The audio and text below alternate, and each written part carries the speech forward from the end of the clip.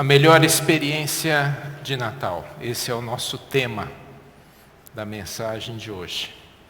A melhor experiência de Natal. É verdade que as nossas experiências de Natal este ano estão um pouco ofuscadas pela pandemia. Vamos dizer que as coisas não estão fluindo como os demais anos, né? Parece que os presentes estão minguando. São poucos presentes. Eles falaram de presentes aqui. Alguns evangélicos estão felizes por isso, porque são contrariamente a esse tipo de atividade, dizendo que isso é puro comércio, etc, etc, etc. Eu quero defender a troca de presentes. Se vocês não quiserem dar, pode dar para mim. Mas quando Jesus nasceu, ele recebeu presentes. Tá? Então, presentear no Natal é algo saudável. É uma boa confraternização. Uma outra coisa que também eu já vi muitos evangélicos criticarem duramente é a árvore de Natal. Isso é coisa do mundo, tal, toda aquela conversa. Mas a tradição diz que a árvore nasceu com Lutero, o reformador, que andando pelos bosques, ele à noite, numa noite de Natal, vendo as estrelas, e ali a árvore, então, aquela cena lhe comoveu muito. E quando ele entrou na sua casa, ele quis reproduzir aquilo dentro da sua casa. Aí ele fez uma árvore de Natal, né? Então a árvore de Natal ela tem uma tradição reformada protestante e não como alguns têm pregado. Então, árvore de Natal legal, presente legal, se vocês não quiserem pode dar para mim, tá? E o dia da comemoração é muito importante também, que tenhamos um dia, mas alguém vai falar aquela velha história, mas Jesus não nasceu no dia 25 de dezembro. Todo mundo sabe disso. Tá? Você não precisa ser um novo teólogo de plantão aí para nos informar isso. No entanto, foi uma data que foi convencionada. Provavelmente Jesus nasceu entre o mês de março e abril. Mas por fim, se decidiu convencionar essa data, já que não havia uma certeza de uma data aquela bem específica. Então se convencionou isso, e se a igreja do Senhor Jesus Cristo não comemorar o nascimento do seu Salvador, ninguém mais o fará. Então nós devemos trabalhar sim, para valorizar as comemorações de Natal, mesmo que esse ano as nossas comemorações estejam um tanto ofuscadas, mas devemos orar para que, para o próximo ano, possamos retomar em termos familiares as festividades mais intensas do Natal. Mas também, por outro lado, é uma oportunidade de reflexão dos valores, já que atividades como Papai Noel e tantas essas coisas estão prejudicadas. É um momento de uma reflexão do que significa o Natal, do que significa a encarnação, do que significa Deus transformando-se em homem, encarnando-se, vindo entre nós.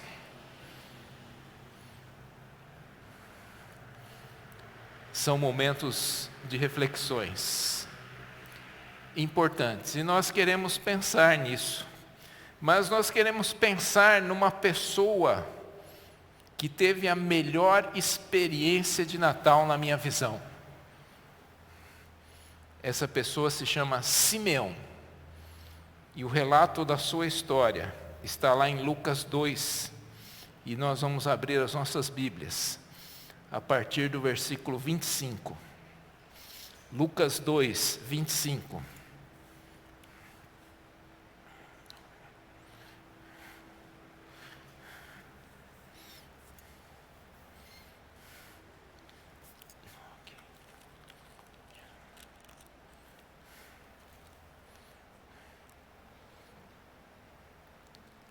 Lucas 2, 25 até o 32, diz assim: em Jerusalém havia um homem chamado Simeão.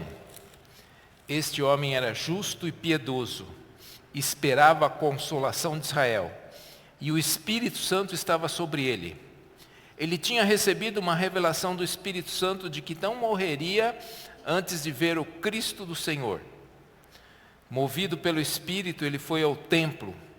Quando os pais trouxeram o menino Jesus para fazerem com ele o que a lei ordenava, Simeão o tomou nos braços, louvou a Deus, dizendo: agora, Senhor, podes despedir em paz o teu servo, segundo a tua palavra, porque os meus olhos já viram a tua salvação, a qual preparaste diante de todos os povos, luz para a revelação aos gentios e para a glória do teu povo de Israel. Ainda vamos ler o texto que está em Colossenses, capítulo 1, do versículo 13 ao 23, Colossenses 1, versículo 13, do 13 ao 23. Quem ainda acompanha a leitura, está terminando a leitura dentro daquela organização deste ano, está lendo esses dias o texto de Colossenses, está terminando essa leitura. 13 diz assim: ele nos libertou do poder das trevas e nos transportou para o reino do seu Filho amado, em quem temos a redenção, a remissão dos pecados. Ele é a imagem do Deus invisível, o primogênito de toda a criação, pois nele foram criadas todas as coisas nos céus e sobre a terra, as visíveis e as invisíveis, sejam tronos, sejam soberanias, quer principados, quer potestades, tudo foi criado por meio dele e para ele. Ele é antes de todas as coisas, nele tudo subsiste. Ele é a cabeça do corpo que é a igreja. Ele é o princípio, o primogênito dentre os mortos, para ter a primazia em todas as coisas, porque Deus achou por bem que nele residisse toda a plenitude, e que, havendo feito a paz pelo sangue da sua cruz, por meio dele reconciliasse consigo mesmo todas as coisas, quer sobre a terra, quer nos céus. E vocês que no passado eram estranhos e inimigos no entendimento pelas obras más que praticavam, agora, porém, ele os reconciliou no corpo da sua carne, mediante a sua morte, para apresentá-los diante dele santos, inculpáveis e irrepreensíveis. Se é que vocês permanecem na fé, alicerçados e firmados, não se deixando afastar da esperança do Evangelho que vocês ouviram e que foi pregado a toda a criatura debaixo do céu, e do qual eu, Paulo, me tornei ministro. Vamos orar assim como estamos. Obrigado, Senhor, pela Tua palavra. Precisamos da orientação, do direcionamento, da capacitação do Teu Santo Espírito, Pai. Pedimos que toda mente e coração se volte diante de Ti, Senhor, e venha nos dar a iluminação, Pai, para que possamos compreender a Tua vontade, a Tua palavra, em nome de Jesus. Amém. Quem é aquele que Simão estava esperando? O texto diz que Simeão era um homem fiel, um homem dedicado, um homem que esperava a consolação de Israel. A esperança é que movia a sua vida, a esperança é que motivava o viver. E ele vivia nessa expectativa, nessa esperança. E o Espírito Santo lhe havia dito que ele não morreria antes de ver o Salvador, Cristo Jesus, o Senhor. E quando o Espírito Santo o moveu, ele foi até o templo. E ali, quando Jesus foi apresentado, todas as crianças eram apresentadas. O menino era circuncidado ao 8º dia. Depois de 33 dias, ele era apresentado, ao todo 40 dias. Então, no 40º dia, o menino era apresentado. As meninas tinham tempo dobrado.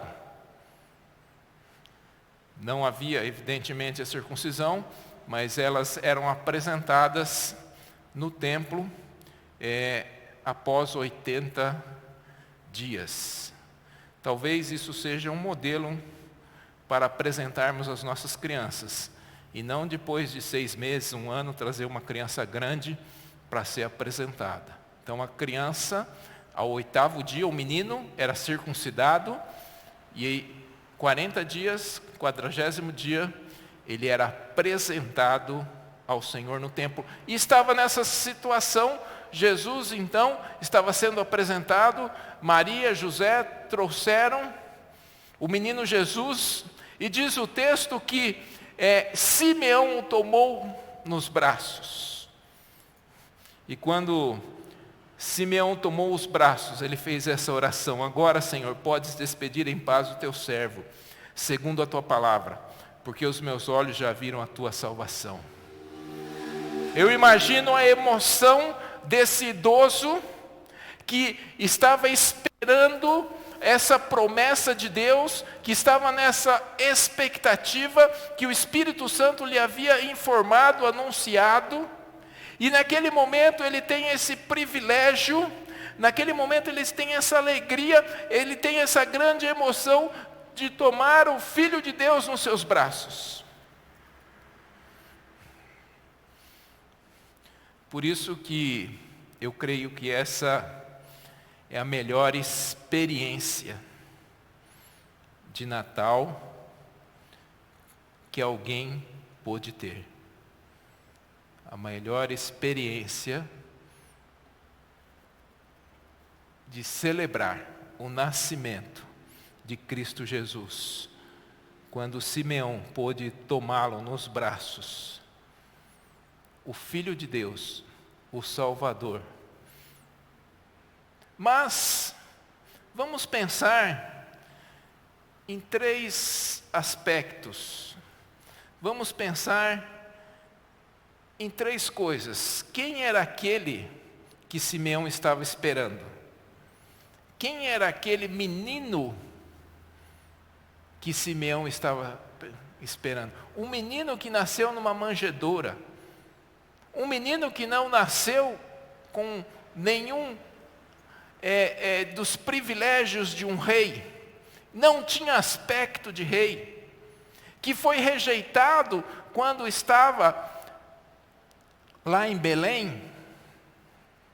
Vamos pensar que José era de Nazaré e Maria, e eles viajaram até Belém, onde havia o recenseamento. Foi determinado que fosse feito um recenseamento, e sendo José, sendo Maria descendentes de Davi, então eles foram até Belém para serem recenseados, e ali não encontraram uma hospedaria, um local onde pudesse hospedar, e Maria já ao ponto de dar à luz, por fim encontraram uma manjedoura, um local onde os animais ficavam,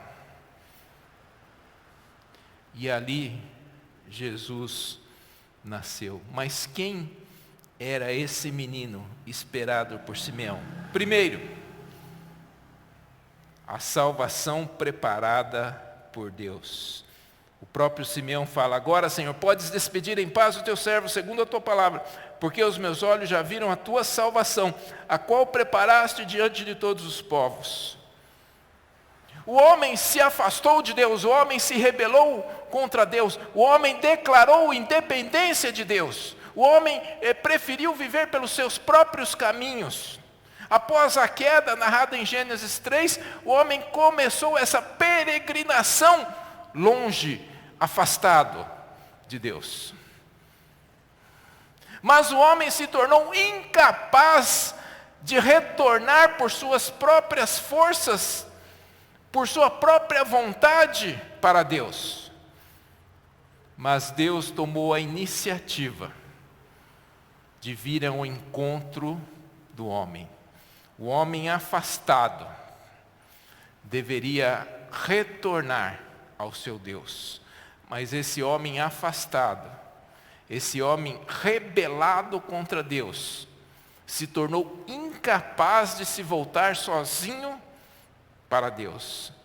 Então Deus providenciou Cristo Jesus, aquele que viria resgatar, aquele que viria buscar o homem que estava perdido. As Escrituras dizem também que Deus se revelou de muitas formas, de muitas maneiras, mas por fim se revelou através do Filho, nos últimos dias, no tempo determinado. Colossenses diz que não somente Ele é o Verbo de Deus, mas a perfeita semelhança do próprio Deus. 1 João 5,20, esse texto é importantíssimo, todos deveriam ter esse texto gravado, sublinhado, decorado. Olha o que diz 1 João 5,20, também sabemos que o Filho de Deus já veio e nos tem sido dado entendimento para reconhecermos aquele que é o verdadeiro. E nós estamos naquele que é o verdadeiro, em seu Filho Jesus Cristo. Este é o verdadeiro Deus e a vida eterna. Vamos repetir esse texto juntos? Vamos lá. Também sabemos que o Filho de Deus já veio e nos tem dado entendimento para reconhecermos aquele que é o verdadeiro. E nós estamos naquele que é o verdadeiro, em seu Filho Jesus Cristo. Este é o verdadeiro Deus e a vida eterna. Amém? O verdadeiro Deus. Talvez alguns grupos eles rasgam esse versículo, né? Acho que eles riscam da Bíblia, né? Eu imagino que alguns grupos que não creem na divindade de Cristo Jesus, eles precisam riscar isso aí, ou dar um rasgo, né? Porque é bastante forte e bastante claro quando fala de Cristo Jesus, a salvação preparada por Deus. Porque para o homem isso era impossível, mas não para Deus. Isso é amor, porque Deus amou o mundo de tal maneira que enviou o seu Filho. O amor de Deus, sem medida, levou a Ele enviar, a mandar seu Filho, para que nós pudéssemos ser resgatados, já que a humanidade, o homem, se afastou do seu Deus. Então quem era aquele que Simão estava esperando? Simão pegou nos seus braços o menino Jesus e pôde contemplar a salvação preparada por Deus. Mas também, aquele menino era um mediador, é um mediador. O que é um mediador? O mediador é alguém que se coloca no meio entre duas partes que estão em conflito. Duas partes que estão em litígio. O homem entrou em litígio contra Deus porque virou as costas para Deus, abandonou o seu Deus, desprezou o seu Deus, como está fazendo até hoje. E Cristo Jesus, o mediador, veio para mediar, reatar, reconciliar essa relação. 1 Timóteo 2,5 diz assim: porque há um só Deus e só um mediador entre Deus e a humanidade, Cristo Jesus, homem. Vamos repetir esse também? Porque há um só Deus e um só mediador entre Deus e a humanidade, Cristo Jesus, homem. Mediador é aquele que permanece entre duas partes, duas pessoas que estão em litígio. O homem se afastou de Deus e o resultado disso seria a morte. Cristo Jesus veio para mediar. Nós temos alguém que nos representa diante do Pai. Só uma pessoa que fosse humana. Por que que Cristo Jesus se encarnou? Por que o menino Jesus? Por que aquele menino Jesus é Deus e aquele menino Jesus é homem ao mesmo tempo? Porque naquele menino reside toda a plenitude da divindade, como toda a plenitude da humanidade? Porque só alguém assim poderia mediar as relações de um homem pecador afastado com Deus Santo. Moisés não pode fazer isso. José não pode fazer isso, Maria também não pode, Buda não pode também, nem Maomé. Só Jesus, aquilo que é plenamente Deus e plenamente homem. Deus para tratar das coisas de Deus, e homem para tratar das coisas de homem com Deus.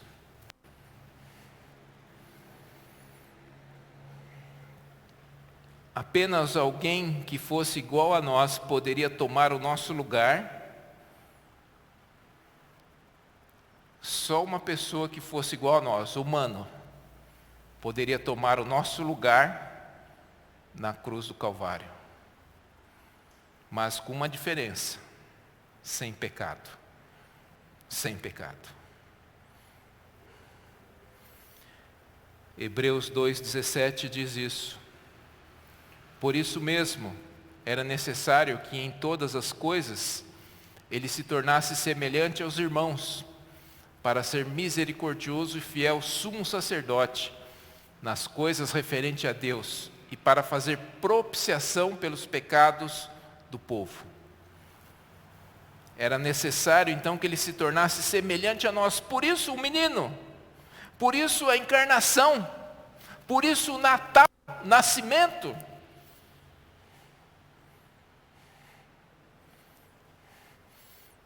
Porque ele veio substituir a nossa morte.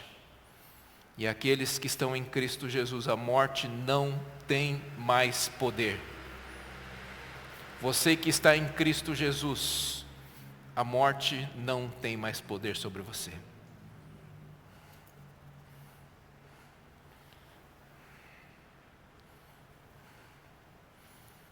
Porque o mediador, Cristo Jesus, veio para resolver o conflito que a humanidade, o homem, causou com o seu Deus. E o terceiro e último aspecto de quem era aquele menino que Simeão estava esperando. Quem era aquele menino? O Senhor do universo.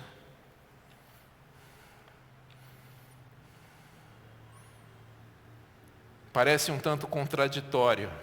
Um menino frágil, numa manjedoura. Um menino sem aspecto de rei. Mas ao mesmo tempo, o Senhor do universo. Porque vivo está. E agradou a Deus que nele residisse, como nós acabamos de ler, toda a plenitude da divindade. E que todas as coisas fossem criadas por Ele. Ele está sentado no trono e governa o universo com poder da sua palavra. O que significa isso? Que apenas com a sua palavra, apenas com a sua ordem, o universo é sustentado, é mantido e é alterado. Apenas com o poder da sua palavra, o universo é sustentado, o universo é mantido e o universo é alterado. O que isso interfere na sua vida? Que você serve um Deus, se você o serve de fato, que apenas com o poder da palavra pode alterar as coisas nas nossas vidas. É por isso que oramos. É por isso que estamos agora nessa campanha de oração pelo fim da pandemia. Porque basta a Ele apenas mandar, e com o poder da sua palavra, as coisas acontecem. Ele é o Senhor do universo. Só um poderoso Deus pode ser um poderoso Salvador. Só alguém como Cristo Jesus pode ser o Salvador. O próprio nome Jesus significa Salvador. Atos 4,12 diz: e não há salvação em nenhum outro, porque debaixo do céu não existe nenhum outro nome dado entre os homens pelo qual importa que sejamos salvos. Vamos repetir? e não há salvação em nenhum outro, porque debaixo do céu não existe nenhum outro nome dado entre os homens pelo qual importa que sejamos salvos. O Verbo de Deus encarnado é aquele que criou todas as coisas, Colossenses 1,16. O Senhor do universo, o unigênito do Pai, deixou a sua glória para habitar entre nós. Emanuel, que significa Deus conosco, o Deus presente entre nós, o Deus presente com o seu povo.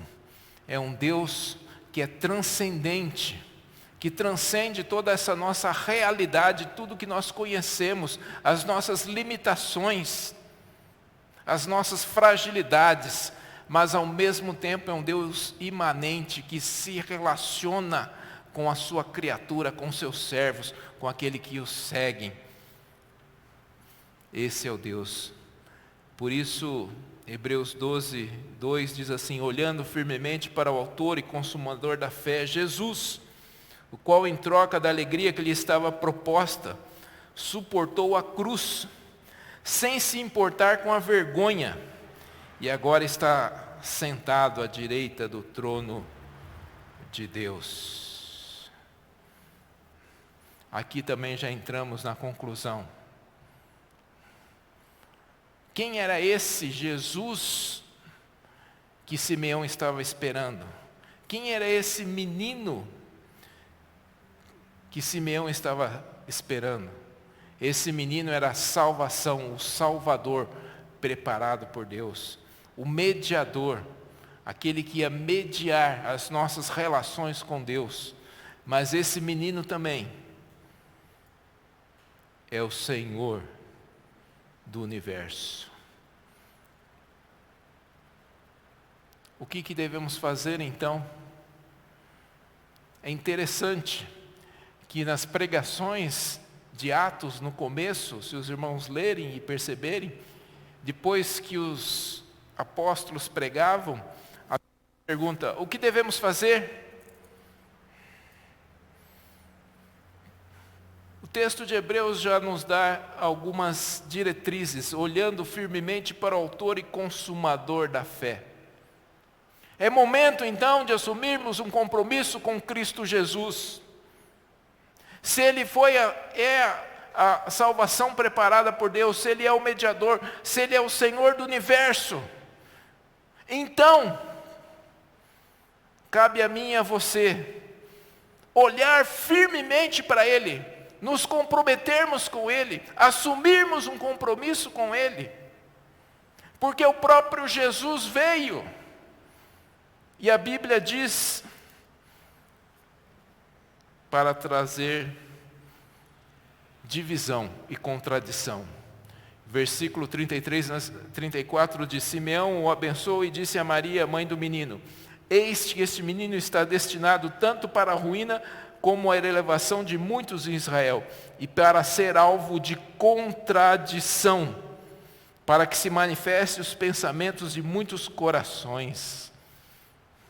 Ao mesmo tempo que Ele é o Salvador, Ele é o Senhor, ao mesmo tempo que Ele é um Deus de amor, Ele é um alvo de divisões, de separações, aqueles que são de Cristo e aqueles que não são de Cristo. Por isso diz que Ele é uma pedra de tropeço.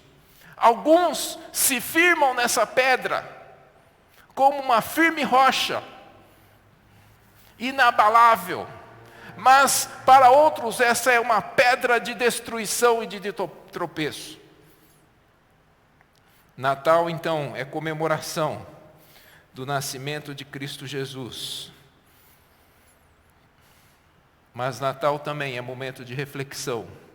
O mundo tem se dividido entre os que amam ao Senhor Jesus e aqueles que são indiferentes ou rejeitam. Diante de quem é Jesus não cabe indefinições. Diante de quem é Jesus é necessário um posicionamento. Aquele menino que nasceu numa manjedoura, que foi tomado aos braços de Simeão.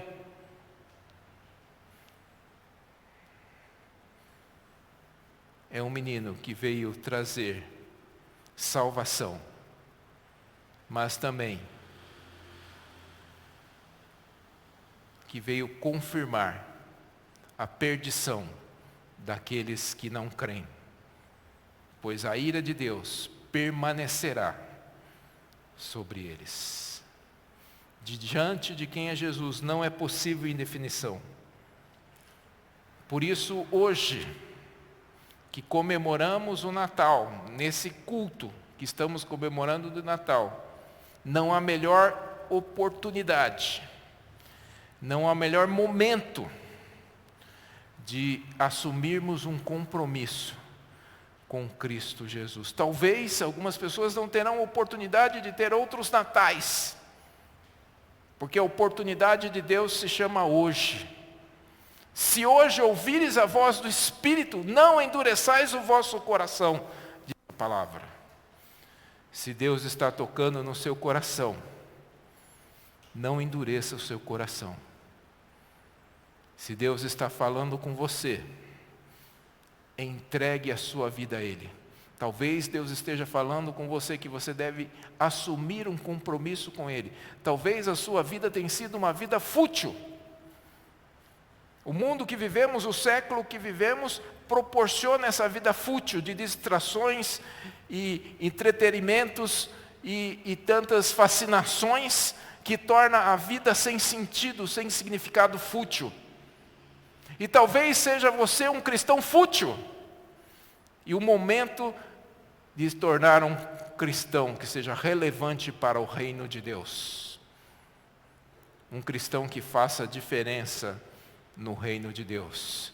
Por isso, se o Espírito Santo está tocando no seu coração, não endureça o seu coração. E se você não entregou a sua vida a Cristo Jesus, saiba que Cristo Jesus nasceu, isso é um fato incontestável. Mas de nada adianta o Salvador ter vindo ao mundo, ter entregue a sua vida, ter ressuscitado, se você não tomou um posicionamento diante disso. Mas a oportunidade existe.